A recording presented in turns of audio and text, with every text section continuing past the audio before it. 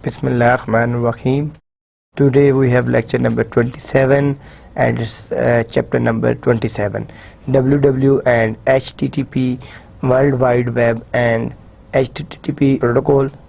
In the last lecture we discussed TCP and UDP services. What are the differences in the TCP and UDP network, why we use TCP, why we use UDP networks.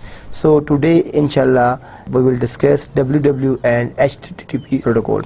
HTTP stands for Hyper Terminal Text Protocol and WWW stands for World Wide Web.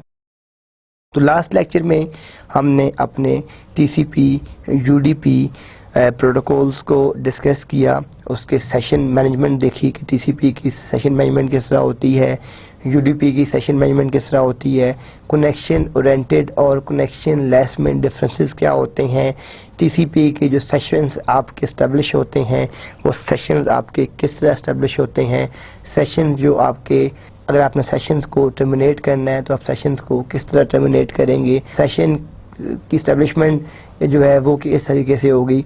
ये सारी चीज़ें हमने अपनी last lecture में discuss की थी, ठीक है। तो उसके अंदर जो इश्यूज़ थे वो ये इश्यूज़ थे कि आपको ये पता होना चाहिए कि TCP, क्योंकि हमने ये कहा था कि ट्रांसपोर्ट लेयर के ऊपर आपके जितने भी कनेक्शन बन रहे हैं, एस्टेब्लिश होते हैं, सेशन आपके होते हैं, वो ट्रांसपोर्ट लेयर। अब ट्रांसपोर्ट लेयर आपको कनेक्शन ओरिएंटेड और कनेक्शन लेस दोनों तरह की सर्विसेज जो है प्रोवाइड कर रही थी, ठीक है। फिर हमने उसमें देखा कि उसमें विंडो साइज़ क्या है, सेशन आपका एस्टेब्लिश किस तरह होता है, एक्नॉलेजमेंट बिट क्या है, डाटा बिट क्या है, सीक्वेंस बिट क्या है, अर्जेंट बिट क्या है, यानी हेडर्स को हमने डिटेल में देखा। और उसके जो इश्यूज थे सेशन मैनेजमेंट के, डाटा लॉस के, ठीक है, डुप्लीकेशन के, वो सारी चीज़ें हमने लास्ट लेक्चर में कवर की थी। आज इंशाअल्लाह अभी हम जो एप्लीकेशन लेयर की तरफ हम अब इस कोर्स में मूव करेंगे, WWW and HTTP, world wide web and HTTP। World wide web देखें इस टाइम पे ऑलमोस्ट हमारे पाकिस्तान में, वर्ल्ड में I think even 5th-6th class का बच्चा भी फेसबुक, 7th क्लास का बच्चा भी फेसबुक यूज़ कर रहा है। इसका वर्ल्ड वाइड वेब की एप्लीकेशन है, मेल अकाउंट उसका भी है। तो अगर 6-7 में नहीं है तो 9-10 के तो हर जो स्टूडेंट है उसके पास अपना एक मेल अकाउंट है, उस ईमेल को, नेट को यूज़ कर रहा है। आज से 10-12 साल पहले ऐसा नहीं था।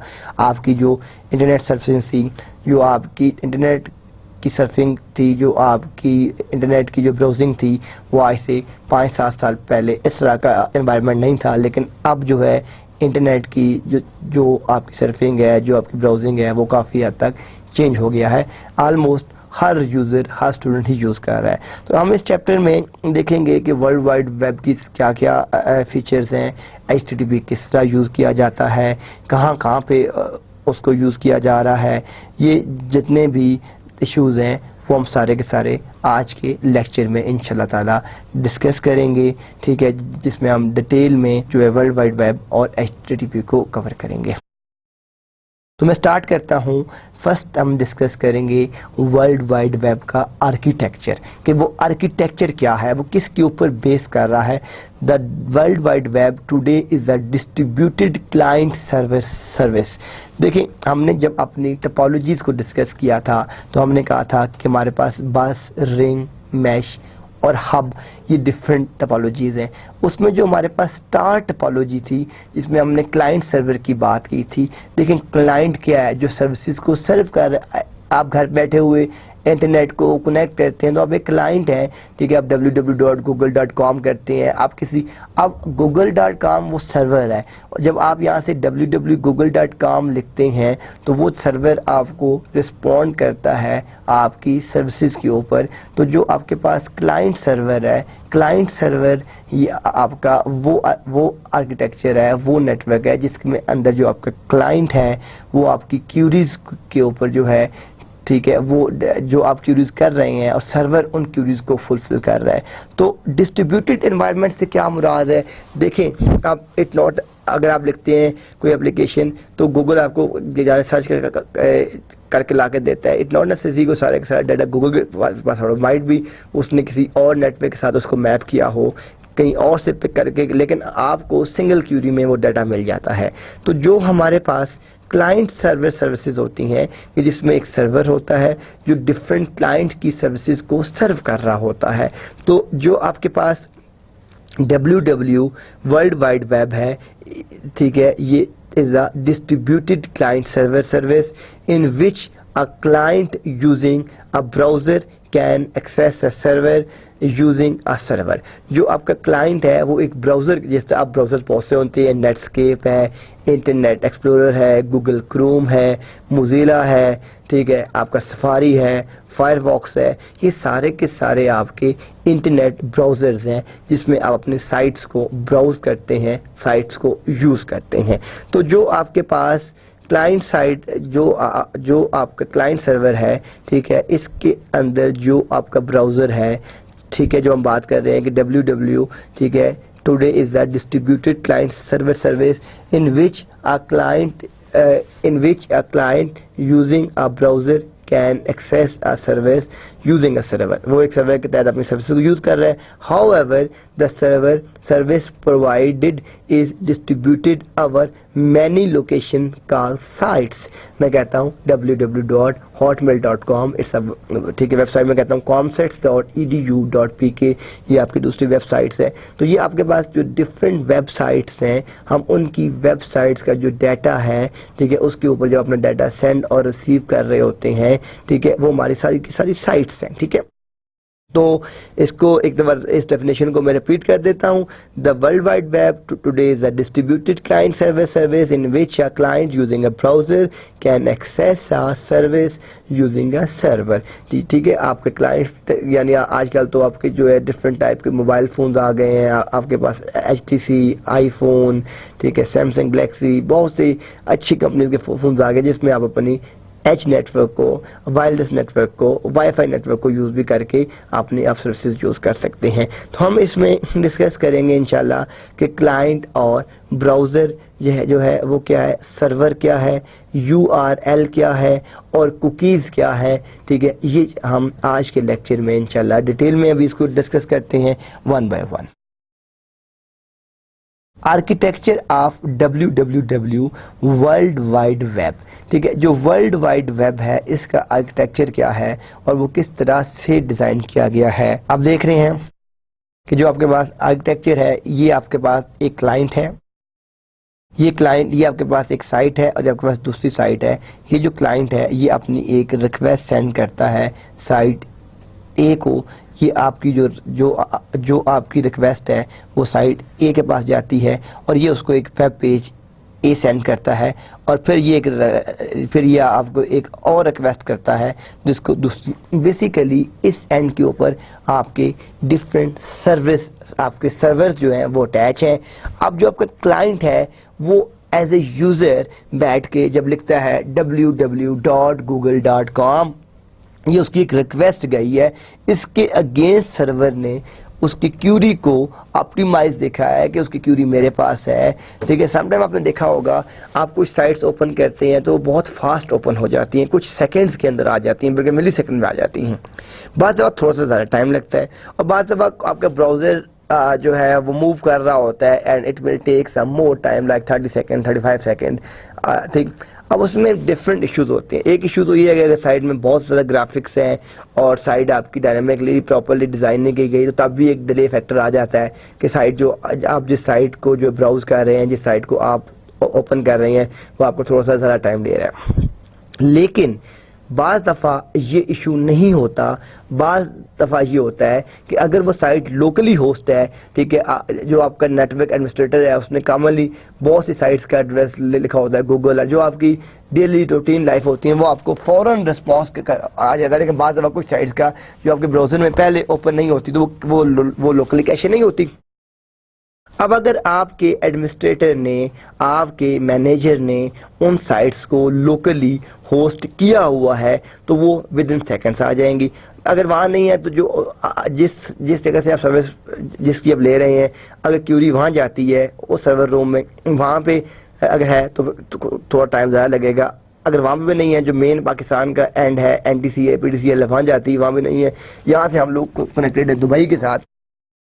तो जितनी आपकी नंबर, आपने जो पढ़ा था राउटिंग में, जितनी आपकी number of hop counts increase करते जाएंगे, रिक्वेस्ट टाइम बढ़ता जाएगा। देखें, अगर आपके पास आपके सेंडर, आपके क्लाइंट और सर्वर के अंदर जस्ट 2 नोड्स आ रहे हैं, 2 राउटर्स आ रहे हैं, तो टाइम कुछ और लगेगा। अगर 10 राउटर्स आ रहे हैं तो टाइम कुछ और लगेगा। तो ये जो डिले टाइम है ये डिपेंड करता है नंबर ऑफ हॉप काउंट्स के ऊपर, कितने नेटवर्क, इतने हॉप काउंट्स आपके इसके दरमियान इन्वॉल्व हैं। अब आपके पास ये जो क्लाइंट है इसने ये फर्स्ट साइट की जो है एक यहाँ पे रिक्वेस्ट की है और इस रिक्वेस्ट के साथ इसको वेब पेज यहाँ पे मिल गया है। सेकंड जो है ये आपके पास इसने फिर एक और रिक्वेस्ट की है, एक और वेब पेज की, जो इसको वेब पेज भी इसको मिल गया। तो ये आपके पास वर्ल्ड वाइड वेब की अब वर्किंग देख रहे हैं कि वर्ल्ड वाइड वेब की मैं अगर यहाँ पे एक और क्यूरी करता हूँ तो एक और रिक्वेस्ट जनरेट होती है और वो साइट सी, इसको हम वेब पेज सी कहेंगे।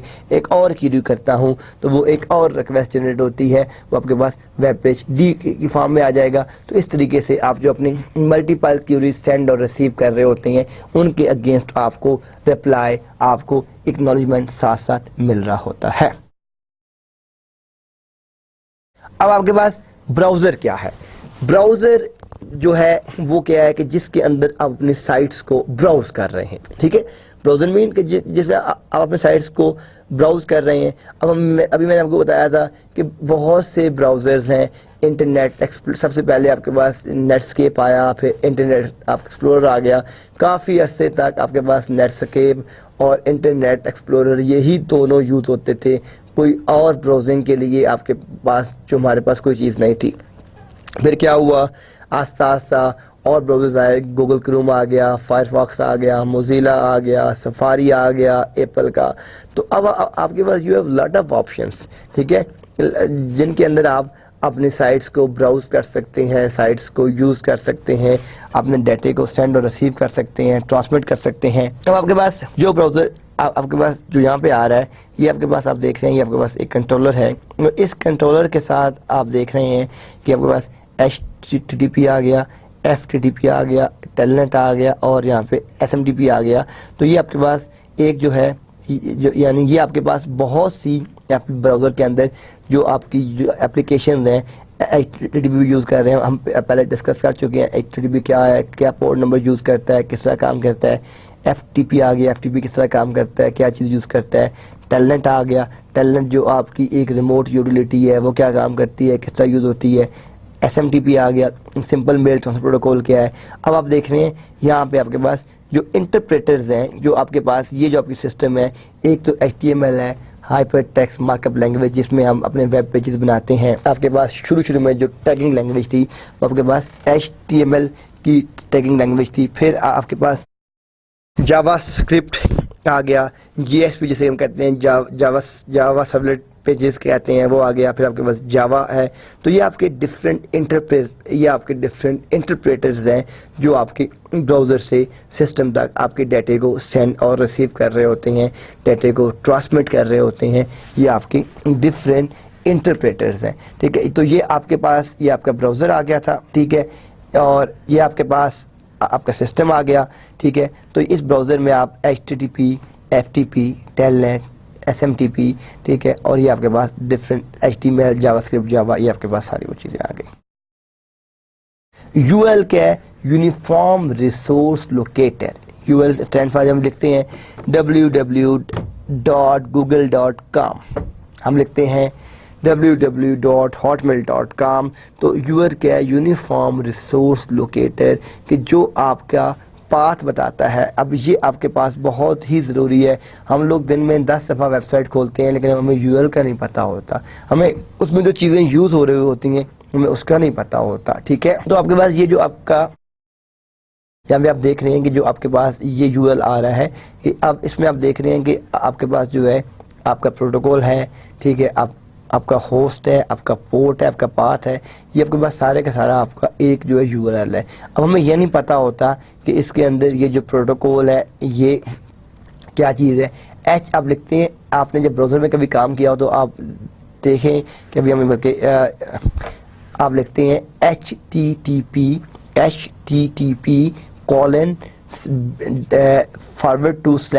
फिर आप लिखते हैं यानी हाइपर टेक्स्ट, ये आपके पास HTTP आ गया, फिर कॉलन बैकस्लैश आप लिखते हैं, उसके बाद आपका www. फिर आपका वो होस्ट आता है, वो साइट आती है, ठीक है, लाइक आपके पास जो है आपके पास जो है गूगल है, आपके पास यहाँ पे हॉटमेल है, आपके पास यहाँ पे फॉर एग्जांपल याहू है, आपके पास पाक व्हील्स है, आपके पास कॉमसेट्स है, वो कॉलन पोर्ट नंबर, हम पोर्ट नंबर यहाँ पे नाबली जो भी आपके पास होती है, ठीक है, वो 8080 हम जो यूज़ करते हैं HTTP के लिए, और स्लैश वो पाथ बात दफ़ा, ये तो आपके पास एक कंप्लीट हो गया ना।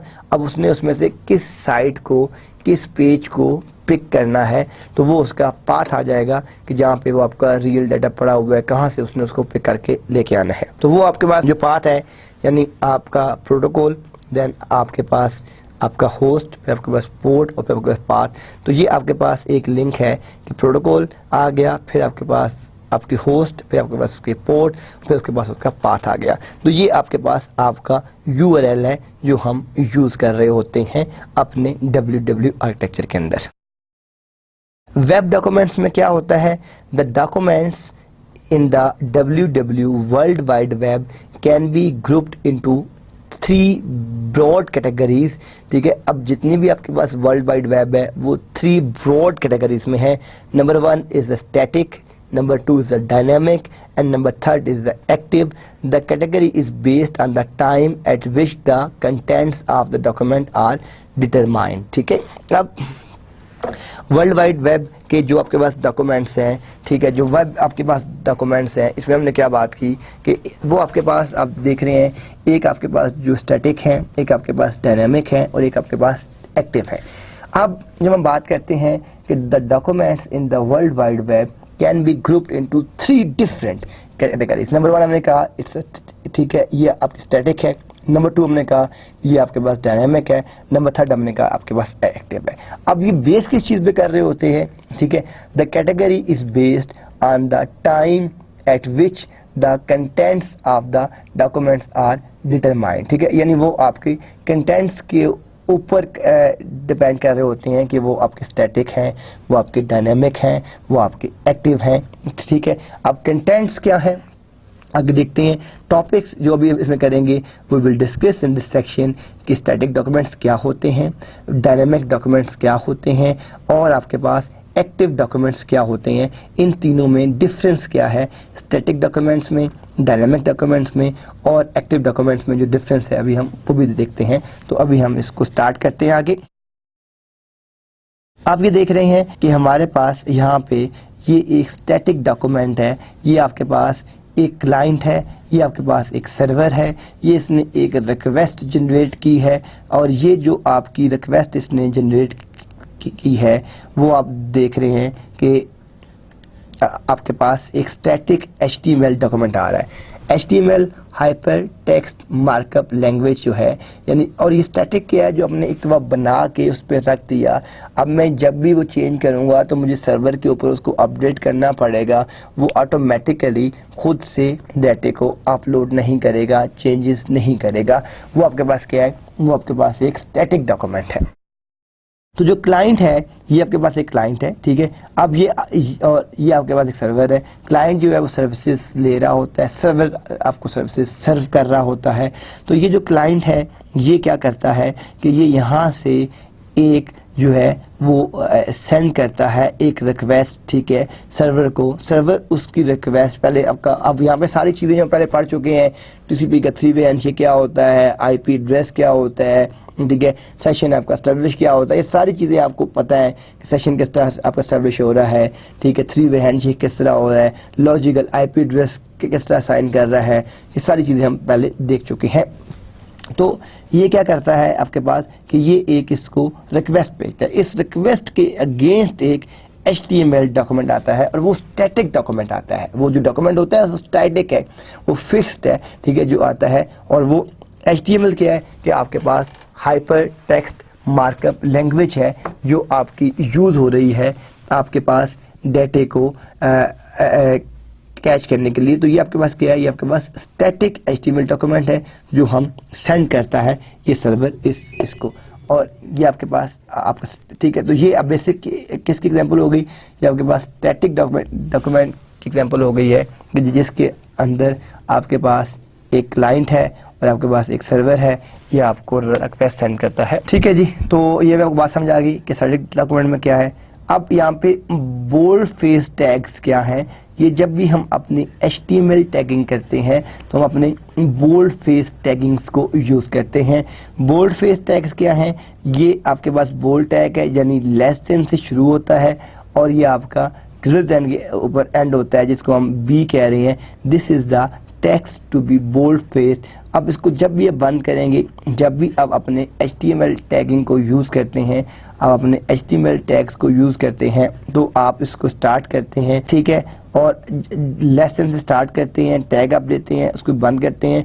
एंडिंग एंड के ऊपर जहाँ पे भी आपकी वो लाइन एंड होती है, ठीक है, टेक्स्ट एंड होता है, आप उसको फॉरवर्ड स्लैश के साथ आगे उसको एंड करते हैं। तो ये यानी एक आपके पास बोल्ड टैग होता है, एक आपके पास यहाँ पे एंड बोल्ड होता है। तो इन दोनों चीज़ों को हम यूज़ करते हैं, बोल्ड टैग को भी यूज़ करते हैं और अपने एंड बोल्ड को भी यूज़ करते हैं। बोल्ड टैग जो है वो आपके पास जो आपका यूज़ हो रहा है वो आपका B के साथ हम यूज़ कर रहे हैं, और जब आप उसके साथ स्लैश B करते हैं तो आपके पास आपका एंड बोल्ड है, ठीक है। तो ये एक आपके पास बोल्ड हो गया और एक आपके पास एंड बोल्ड हो गया।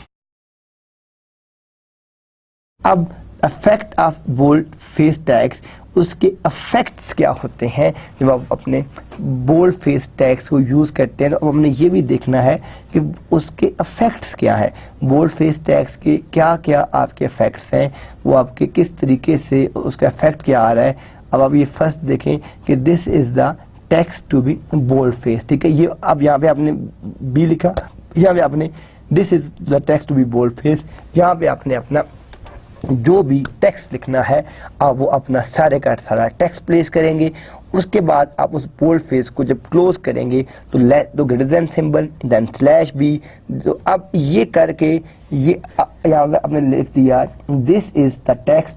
अगर मैं एक स्लाइड बैक जाऊं तो आप ये देखें कि यहाँ पे हमने सिर्फ टैगिंग बताया है कि ये आपके पास B है और ये आपके पास C है और यहाँ पे आपने टेक्स्ट लिखना है जो आपने बोल्ड फेस टेक्स्ट यूज करना है। तो यहाँ पे हम क्या कह रहे हैं, ये आपके पास इफेक्ट्स आ रहे हैं आपके बोल्ड फेस टैग्स के। यहाँ पे हम लिखते हैं this is the text to be bold face, यहाँ पे B से स्टार्ट किया, B पे इसको एंड किया।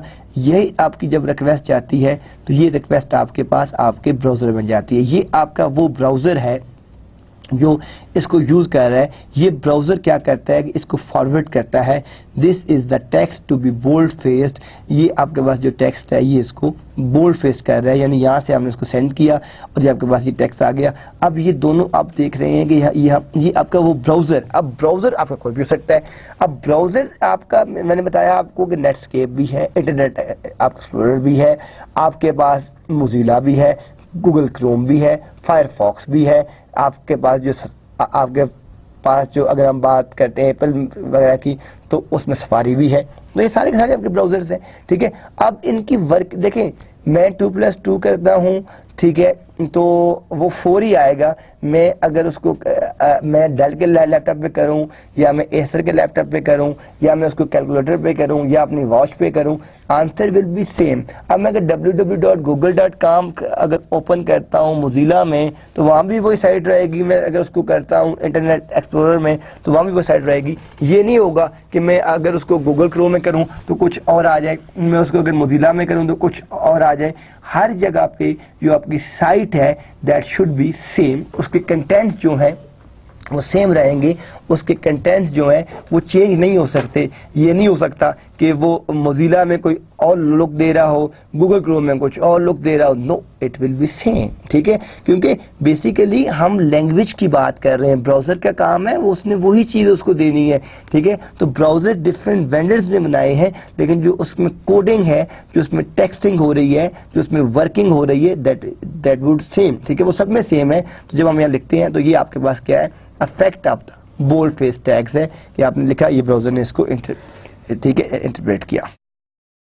अब आपके पास बिगिनिंग एंड एडिंग टैग्स, जब हमने किसी टैग को बिगनिंग करना है तो तब क्या करना है, किसी टैग को एंड करना है तो टैब। ये बेसिकली HTML और वेब डेवलपमेंट एक पूरी फील्ड है, ठीक है। जिस तरह बात करते हैं आपके पास कंप्यूटर साइंस में एक नेटवर्किंग फील्ड है, एक सॉफ्टवेयर इंजीनियरिंग फील्ड है, एक आपकी जो प्रोग्रामिंग है, एक वेब डेवलपमेंट, वेब डिजाइनिंग है। तो वेब डिजाइनिंग जो है, अब देखें वेब डेवलपमेंट एक बहुत फास्ट फील्ड है। कुछ लोग हैं जो सिर्फ ग्राफिक्स की एनिमेशन डिजाइन करते हैं, जो ग्राफिक्स के एक्सपर्ट हैं, ठीक है। उनको कोडिंग नहीं आती, वो सिर्फ एनिमेशन ग्राफिक्स को डिजाइन करके दे देंगे। एक है जो वेबसाइट की डिजाइनिंग करता है, जो फ्रंट एंड का एक्सपर्ट है कि कौन सी पिक्चर कहाँ लगानी है, ठीक है, मैंने साइट का जो फ्रंट पेज है वो किस तरह बेहतर बनाना है। और एक है कि जो उसकी एफिशिएंसी, उसकी परफॉर्मेंस के ऊपर जाता है। आपका जो एरिया है वो प्रोग्रामिंग वाइज है कि आपने बैकएंड के ऊपर काम करना है कि यार मैं अगर यानी एक साइट है, ठीक है, वो बनाता है, वो 5 मिनट बाद साइट आपकी ओपन होती है तो आप उसको नहीं खोल के देखेंगे दोबारा। एक यूजर बनाता है वो 10 सेकंड में ओपन हो रही है तो आप उसको प्रेफर करेंगे। तो जो बैकएंड के ऊपर आपकी जो कोडिंग चल रही है, जो आपके बैकएंड के ऊपर जो आपकी वर्किंग चल रही है, वो आपने देखनी है कि वो आपकी जो वर्किंग है बैकएंड के ऊपर वो आपकी किस तरह की है, वो आप किस तरीके से उसको जो है परफॉर्म करवा रहे हैं। तो वो आपके पास जो बिगनिंग एंड एंडिंग टैग्स हैं, ठीक है। तो अब इसके यानी एक आपका ग्राफ यानी वेब के अंदर देखें 3 पोर्शन हो गए। एक तो ग्राफिक्स वाला हो गया जो एनिमेशन वो कर रहा है, एक वेब पेज की फ्रंट एंड की डिजाइनिंग कर रहा है, एक आपके पास जो बैक एंड है वो उसके ऊपर काम कर रहा है। तो ये डिफरेंट यूजर्स हो गए जो डिफरेंट टास्क परफॉर्म कर रहे हैं वेब डेवलपमेंट की फील्ड के अंदर। तो ये आप देखें कि ये आपके पास जो है ये आपके पास टैग हो गया, ये आपके पास बिगनिंग टैग है। तो यहाँ पे आपने टैग नेम आ गया, attribute is equal to value, जो उसकी वैल्यू एक जो एट्रीब्यूट आपका है, फिर आपका दूसरा एट्रीब्यूट है एंड सो ऑन। जितने भी आपने एट्रीब्यूट्स उसमें यूज करने हैं वो आप सारे के सारे आपके एट्रीब्यूट्स आ जाएंगे। उसके बाद आपने उस टैग को, ये आपके पास बिगनिंग टैग है, ठीक है।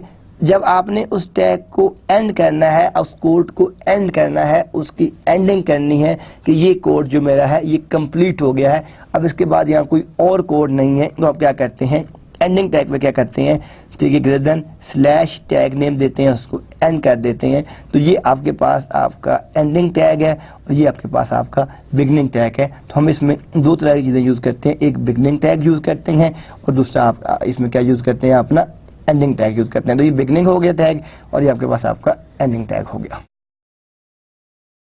अब डायनामिक डॉक्यूमेंट यूजिंग CGI, ठीक है, ये जो आपके पास CGI है, ठीक है, ये भी आपके पास जो है जब आप अपनी वेबसाइट्स को डिज़ाइन करते हैं तो ये भी एक लैंग्वेज है, ठीक है। इसके अंदर भी आप अपनी जो है वो वेबसाइट्स को डिज़ाइन कर सकते हैं, अपनी ग्राफिक डिज़ाइनिंग कर सकते हैं। तो ये आपके पास जो डायनामिक डॉक्यूमेंट है ये आपका यूजिंग CGI भी आपका जो है यूज हो सकता है। अब आप इसमें देख रहे हैं इसमें आपके पास एक क्लाइंट है और आपके पास एक इसमें सर्वर है। जो क्लाइंट है वो आपके पास एक रिक्वेस्ट सेंड कर रहा है, ठीक है, और इस रिक्वेस्ट के ऊपर, ठीक है, अब ये देख रहे हैं ये जो क्लाइंट है ये आपकी एक रिक्वेस्ट सेंड करता है। अब ये जो आपकी रिक्वेस्ट सेंड होती है ये आपके उस प्रोग्राम को जाती है और यहाँ से ये उसको एक डायनामिक HTML डॉक्यूमेंट गेट करता है, उसका वो डॉक्यूमेंट गेट करके यहाँ तक पहुँचाता है। तो ये आपके पास एक क्लाइंट था, ये आपके पास एक सर्वर था। जो क्लाइंट है इसने इस सर्वर को यानी इस सिस्टम को एक रिक्वेस्ट सेंड कर दी है और इस रिक्वेस्ट के अगेंस्ट जो है वो क्या हुआ है कि यहाँ पे आपकी रिक्वेस्ट आ गई है, ठीक है। तो ये आपके पास जो है ये आपकी नॉर्मल रिक्वेस्ट थी और आपके पास डायनामिक HTML डॉक्यूमेंट जो था ये आपके पास उसकी रिक्वेस्ट आ गई है, ठीक है जी। ये आप देख रहे हैं कि ये आपके पास CGI में वही हुआ है, आपकी एक फॉरवर्ड हुई है रिक्वेस्ट और रिक्वेस्ट के अगेंस्ट आपकी फॉरवर्ड हुई है डायनामिक HTML आपका डॉक्यूमेंट फॉरवर्ड हो। अब dynamic document using server side scripting. अब जो आपके पास डायनामिक डॉक्यूमेंट है इसमें जो आपकी सर्वर साइड की स्क्रिप्टिंग हो रही है वो किस तरीके से हो रही है। जो आपके पास ये देख रहे हैं फिगर 27.9 है कि यहाँ पे हम अपने जो डायनामिक डॉक्यूमेंट्स कर रहे हैं इसमें अपनी सर्वर साइड की जो अब आपके पास जो सर्वर एंड है आप अपने सर्वर एंड के ऊपर जो है वो आप किस तरीके से उसको कर रहे हैं। ये आपने अपने क्लाइंट को एक सेंड की रिक्वेस्ट सर्वर के पास गई और सर्वर ने सेंड की वापस। अब ये आपके पास एक डायनामिक HTML डॉक्यूमेंट आ गया है। आप ये देख रहे हैं run the script inside the HTML document. अब ये देखिए वो स्क्रिप्ट क्या है, स्क्रिप्ट आपका लाइन ऑफ कोड है, जो आपके पास डिफरेंट लाइंस जो कोड क्या है, जो लाइन के कोड है वो है। अब आप मैं लिखता हूँ 2 + 3 - 2 /6 × 6। ये मेरी एक इक्वेशन है जो मैं मैनिपुलेट करता हूँ, जो मैं रन करता हूँ। तो अब यहाँ पे क्या हो रहा है कि यहाँ पे आपके पास आप जो लिख रहे हैं ये वो स्क्रिप्ट है जो रन होगा इनसाइड HTML डॉक्यूमेंट के अंदर, और उसके बाद वो वापस जाएगा as a dynamic document, HTML document वापस जाएगा क्लाइंट के पास। तो यहाँ पे आपने क्या किया है कि जो क्लाइंट है उसने अपनी एक यहाँ पे सेंड कर दी है, ठीक है, एक अपनी रिक्वेस्ट, वो रिक्वेस्ट सर्वर के पास गई है। सर्वर ने क्या किया है कि एक स्क्रिप्ट रन की है इनसाइड द HTML डॉक्यूमेंट, जो आपके पास डॉक्यूमेंट है। रन करने के बाद आपको एक डायनामिक HTML डॉक्यूमेंट वापस क्लाइंट को सेंड कर दिया है। तो ये आपके पास क्या है, dynamic document using server side script.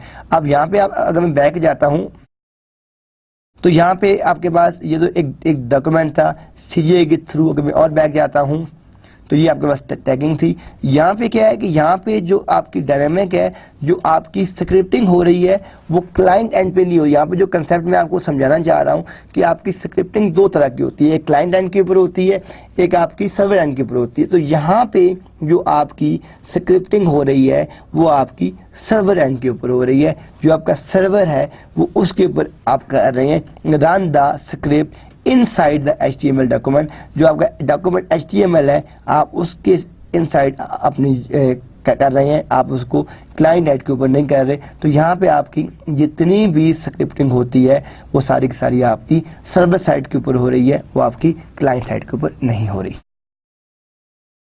Dynamic documents are sometimes referred to as server side dynamic document। मैं वापस इस स्लाइड की तरफ जाता हूँ।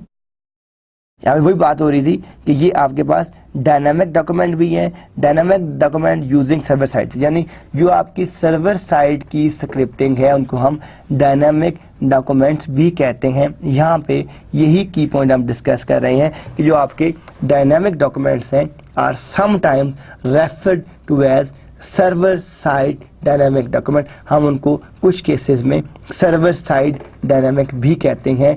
जो आपके डायनामिक डॉक्यूमेंट्स होते हैं, ठीक है, वो normally server side dynamic documents में जो यूज होते हैं। तो यहाँ पे क्या की पॉइंट आ गया कि dynamic documents are sometimes referred to as server side dynamic document, कि उनको हम बाज़ दफ़ा सर्वर साइड डॉक्यूमेंट्स भी कहते हैं। तो ये आपके पास आ गया कि आपके डायनामिक डॉक्यूमेंट्स जो हैं वो उनका दूसरा नेम क्या है, सर्वर साइड डॉक्यूमेंट्स भी हैं।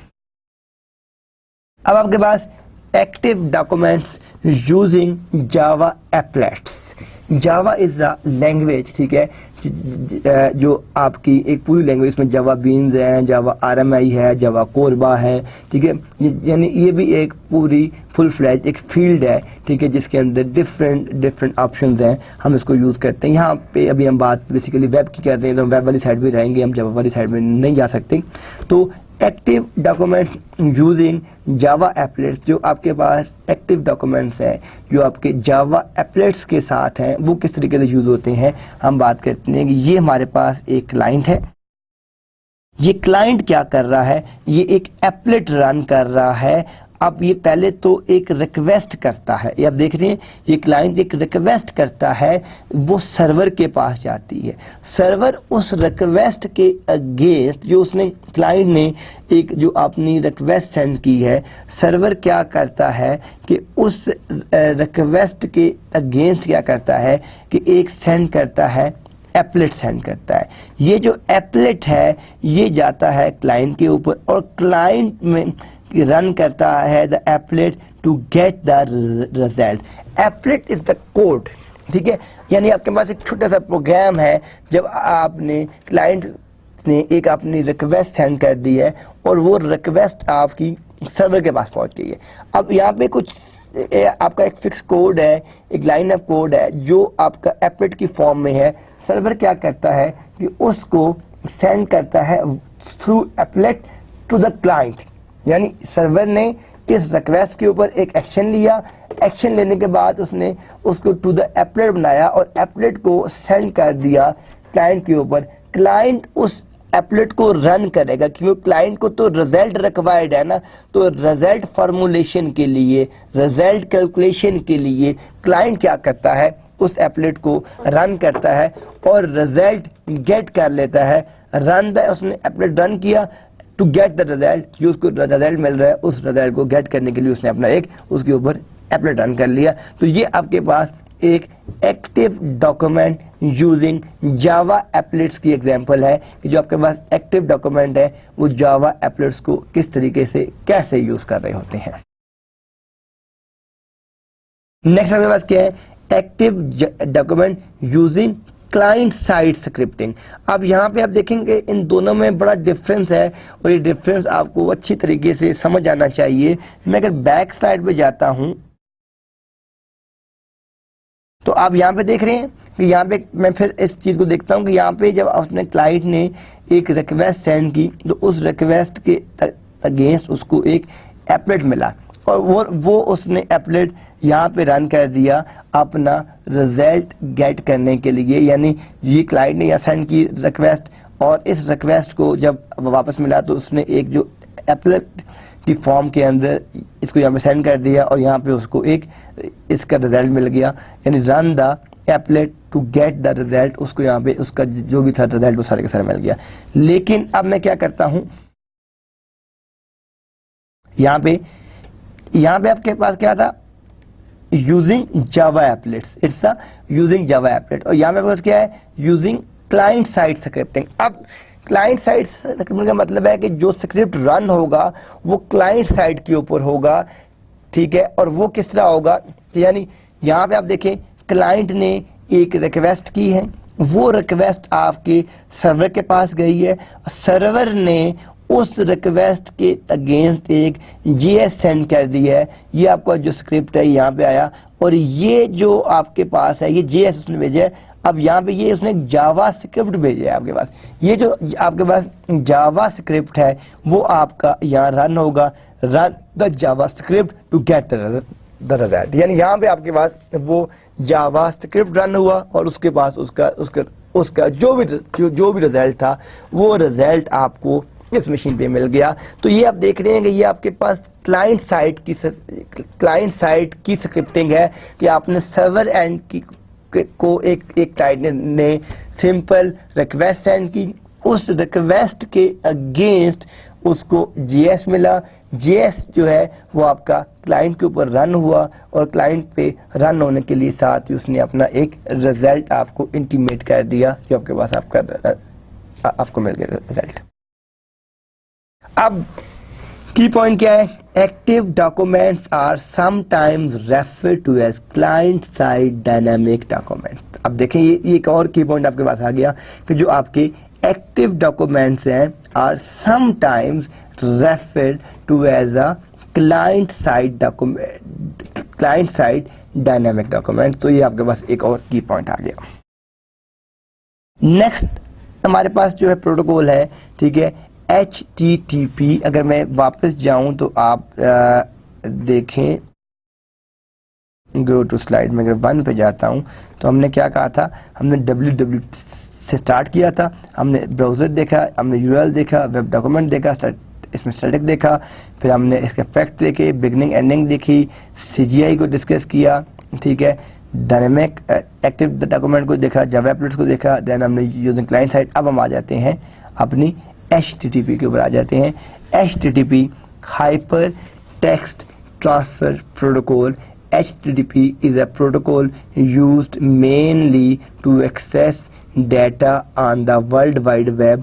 HTTP functions as a combination of FTP as SMTP.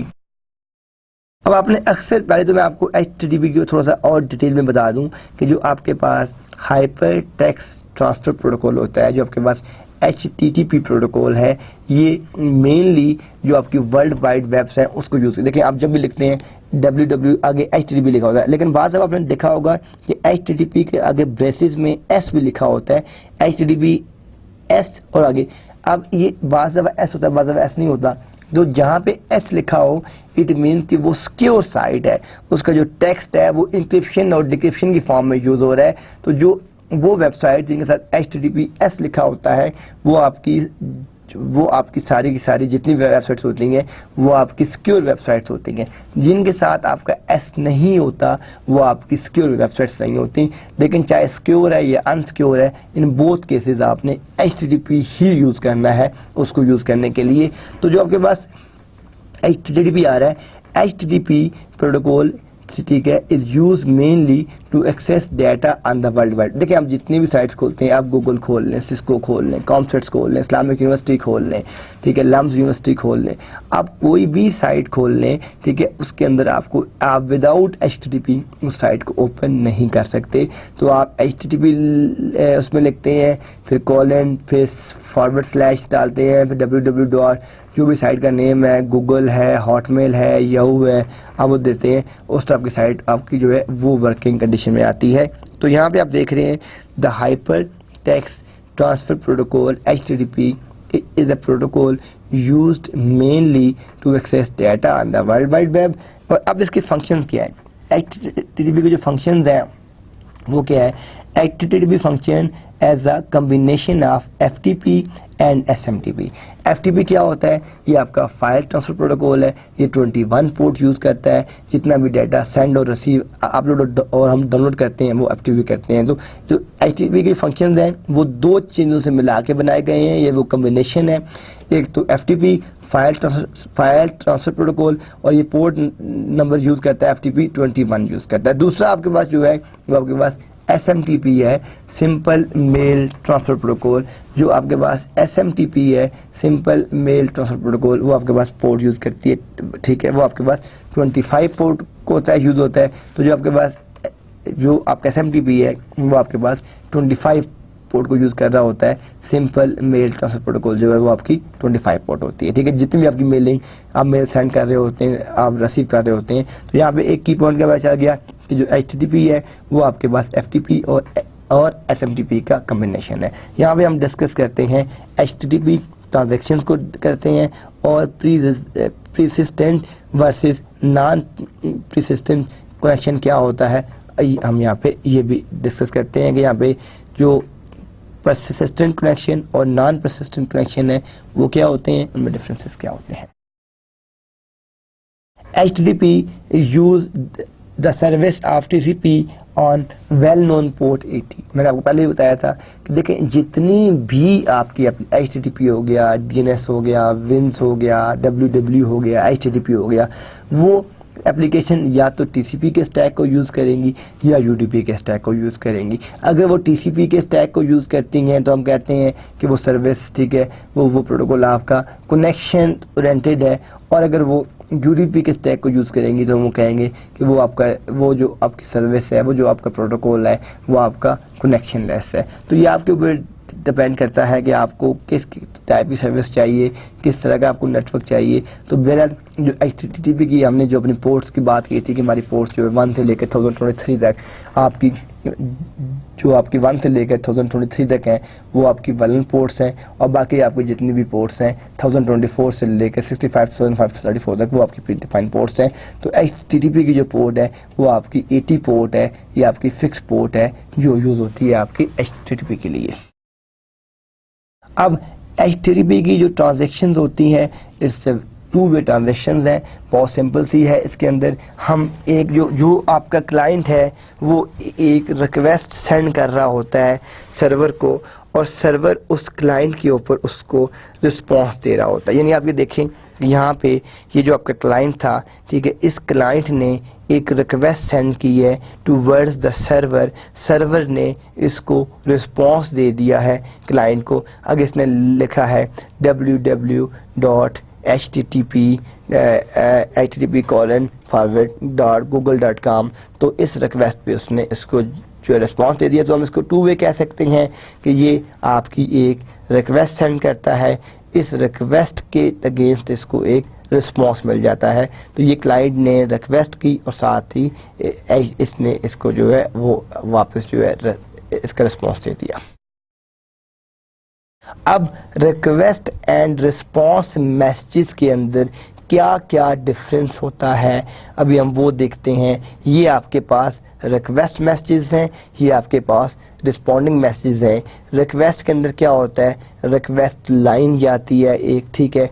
Request line के ऊपर आपके जो हेडर्स हैं, जिस तरह आपका टीसीपी का हेडर है, आपका आईपी का हेडर है, आपका यूडीपी के हेडर है, वो जो आपके हेडर्स हैं वो देखता है। उसके बाद आप एक अपनी ब्लैंक लाइन सेंड करते हैं, और ब्लैंक लाइन को जब आप सेंड करते हैं तो साथ उसकी बॉडी जो होती है वो आपकी प्रेजेंट होती है ओनली इन सम मैसेजेस। जो आपकी बॉडी है उसमें जो अपने मैसेज सेंड करने हैं, जो अपने टेक्स्ट लिखना है आप वो लिखते हैं।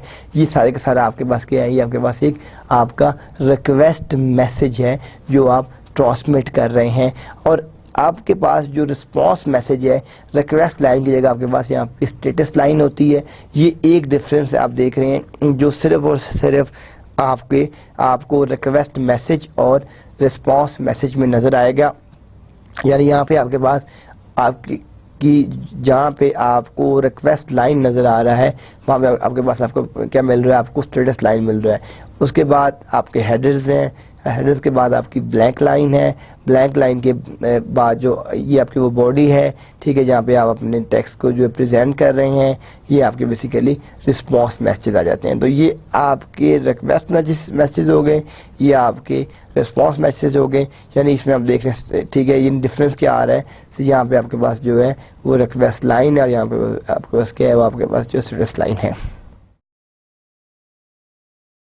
अब रिक्वेस्ट और स्टेटस लाइंस के अंदर जो डिफरेंसेस आप देख रहे हैं, यानी जो आपके पास रिक्वेस्ट लाइन है इसमें एक तो आपके पास रिक्वेस्ट टाइप आ जाती है, ये ठीक है, वो आपके पास आ गई। उसके बाद आपने स्पेस दी, फिर आपने स्पेस के बाद आपका यूआरएल आ गया, और यूआरएल के बाद आपके पास HTTP का एक वर्जन आ गया।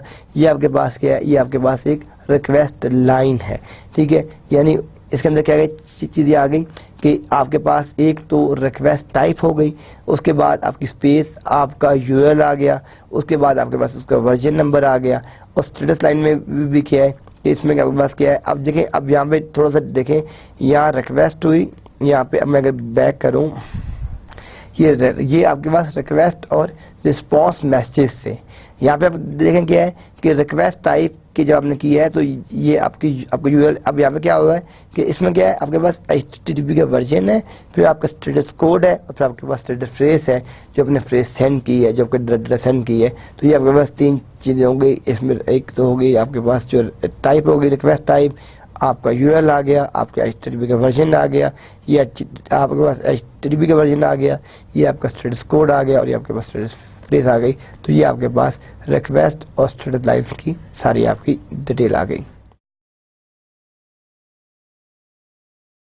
अब इसके अंदर जो आपके मेथड्स हैं, कौन कौन से मेथड्स हैं कि गेट मेथड है, ये क्या करता है, रिक्वेस्ट, ये उनके एक्शंस हैं कि मेथड्स के साथ उनके जो एक्शंस हैं वो कौन कौन से हैं। ये आपके पास क्या है, ये आपके पास एक गेट है, ये आपके पास request document from the server, जो सर्वर है वहाँ से एक रिक्वेस्ट को करता है। ये जो हेड है, ये आपके पास request information about the document but not the document itself. जो पोस्ट है, send some information from the client to the server. Put क्या है, send a document from the server to the client. और trace क्या है, echoes the incoming request. और connect क्या है, ये आपका ऑल, ये फिक्स है या ये आपका रिजर्व्ड है। और ऑप्शन क्या है, इंक्वायरीज अबाउट अवेलेबल ऑप्शन, कि आपके पास कौन कौन सी ऑप्शन अवेलेबल हैं। तो ये आपके पास मेथड है और उसकी एक्शंस है। आपके स्टेटस कोड में क्या क्या चीज़ें हैं, ये कोड है, ये फ्रेज है, और ये आपके पास उसकी डिस्क्रिप्शन है। अगर आप बात करते हैं 100 की, तो continue the initial part of the request has been received and the client may continue with its request. 101 आपकी switching है, the server is complying with the client with the client request to switch protocols defined in the upgraded header. और ये आपके पास information है और ये आपके पास success है 200 okay the request is successful 201 created a new URL is created 202 आपका accepted है the request is accepted but it is not immediately acted upon 204 no content there is no content in the body. तो ये आपके पास आपका status code है, ये उनकी phrases हैं और ये आपके पास उनकी डिस्क्रिप्शन है. कंटिन्यू ये 301 है, ये आपके पास ये इसका काम क्या है ये आप देख रहे हैं रीडायरेक्शन है. ये आपको करता है move permanent the requested URL is no longer used by the server. 302 move temporarily the requested URL has moved temporarily. 304 not modify the document has not been modified. Client error क्या है 400 bad request there is a syntax error in the request. 401 unauthorized the request lacks proper authorization. 403 forbidden service is denied. 404 not found the document is not found. 405 method not allowed the method is not supported in the URL. 406 not acceptable the format requested is not acceptable. Server error में क्या है 500 internal server error there is an error such as a crash at the server side.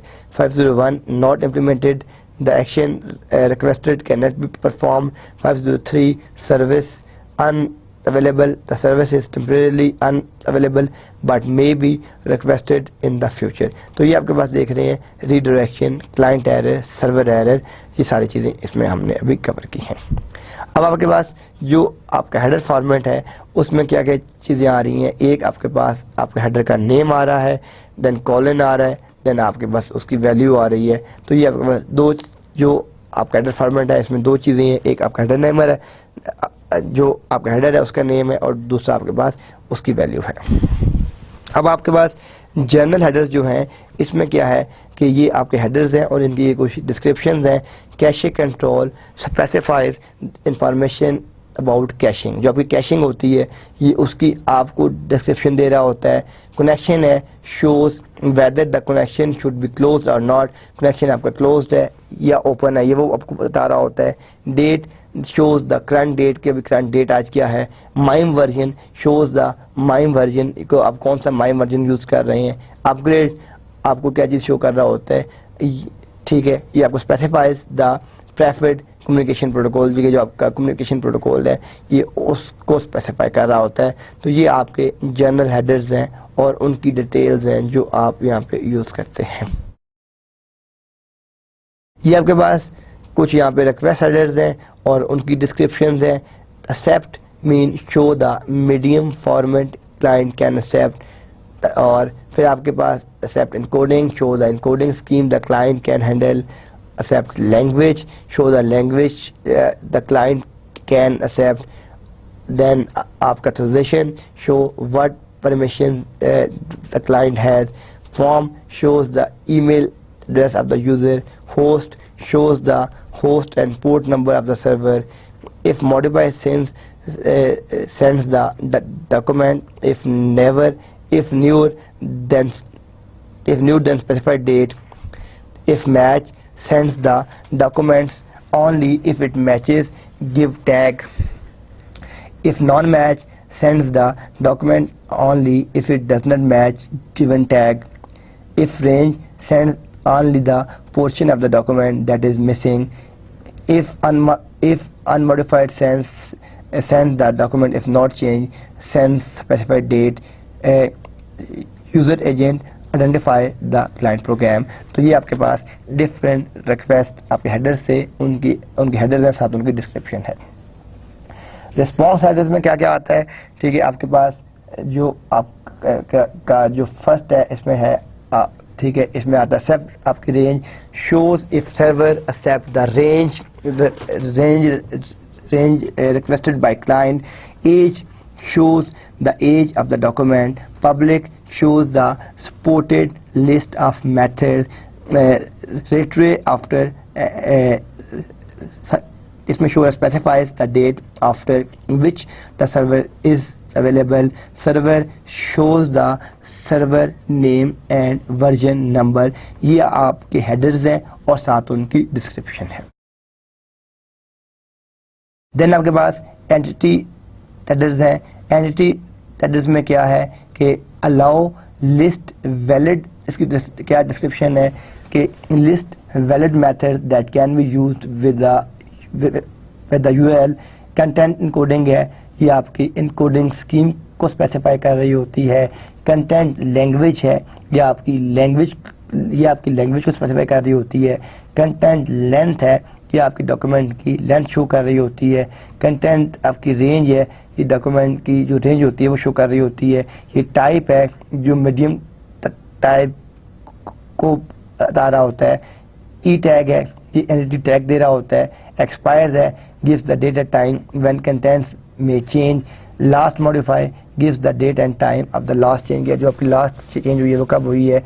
और आपके पास आपकी जो location है, ये आपको specify the location of the created और मूव डॉक्यूमेंट. अब इसकी क्या एग्जांपल्स हैं, हम एग्जांपल भी देखते हैं. This example retrieves a document.